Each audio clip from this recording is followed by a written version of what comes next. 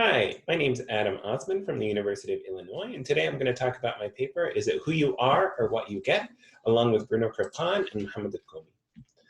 We're interested in optimizing support for microenterprises, and any organization that works in this area is going to be faced with at least a couple of considerations when trying to optimize their plans.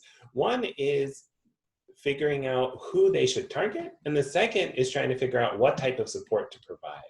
And so the who you are here is asking whether or not there's a type of person who has really high returns to capital. And this links to the literature on adverse and advantageous selection. And the what you get is related to this idea of whether or not there's a type of support that sets people up for success. For instance, providing a cash grant versus providing a loan. And this is going to link to the literature on moral hazard. What we do is we run a randomized experiment in Egypt that provides 3,300 individuals with either a loan, a cash grant, an in-kind grant, or nothing. They serve as a control group.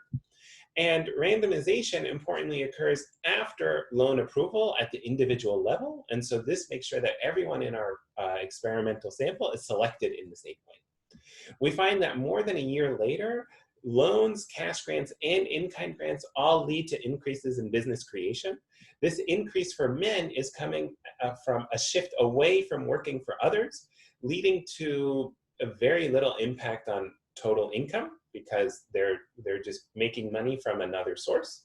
Whereas for women, this increase is coming from a shift away from unpaid domestic work, which significantly increases their income.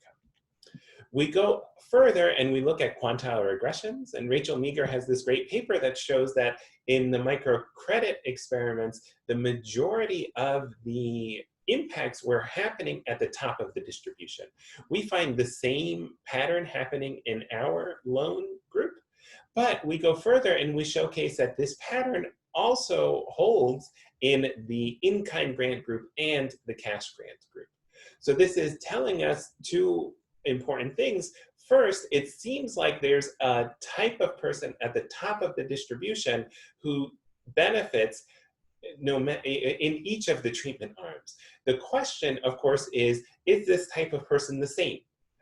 In particular, you can imagine a case where the type of person who really benefits from a cash grant is someone who has a lot of self-control, whereas the type of person who succeeds from an in-kind grant might be someone who needs more restrictions to be able to overcome these types of issues. To try to figure this out, we run a bunch of different types of tests. The one that I'm going to highlight today is where we look at the people in the top quartile of the end line distribution for income in each of our groups. So we look at the top 25% of people in income in the loan group, in the in-kind group, in the cash group, and in the control group. And we compare their baseline characteristics to see if they look the same at baseline. And I'll draw your attention to these summary p-values on the bottom, which both showcase that the people in these groups are observationally equivalent. Those in each of the treatment groups, the people who succeed look the same, as well as the people in the control group, meaning that even without support, there's a type of people who are going to be succeeding. These results suggest that it's really important to find ways to identify high potential entrepreneurs ex ante, and that identifying these people might be more effective than trying to figure out different types of support to provide to entrepreneurs as they try to develop their microenterprises. Another important takeaway is that unrestricted support like cash grants can increase income just as well as restricted forms like in-kind grants and loans, informing us a bit about these ideas around the universal basic income.